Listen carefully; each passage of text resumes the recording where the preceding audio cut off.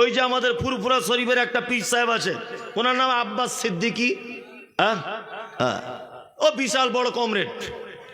কি বললাম বুঝলেন না?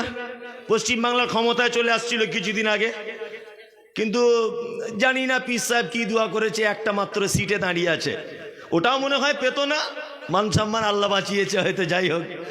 তা উনি কিছুদিন আগে বক্তব্য রাখতে রাখতে বলছে, তোমরা সবাই আমার মুখের দিকে দেখো, ছোট ছোট পাপগুলো ক্ষমা করে দেওয়া হবে। মনে মনে ভাবছি তোমার পাছার চামড়া তুলে দিতে হবে।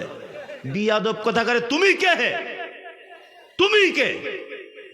আরে মোহাম্মদ সাল্লাল্লাহু আলাইহি ওয়াসাল্লামের ব্যাপারে এইরকম কোন হাদিস পাওয়া যায় না। পৃথিবীর দ্বিতীয় বিখ্যাত আল্লাহর ওলি হযরত ওমর ফারুক রাদিয়াল্লাহু তাআলা আনহুর ব্যাপারে এইরকম একটা হাদিস খুঁজে পাওয়া যায় না। হযরত ওমরের ব্যাপারে একটা হাদিস খুঁজে পাওয়া যায় না। হযরত উসমানের ব্যাপারে একটা হাদিস খুঁজে পাওয়া যায় না। আর তুমি কে ফুরফুরা আব্বাস সিদ্দিকী?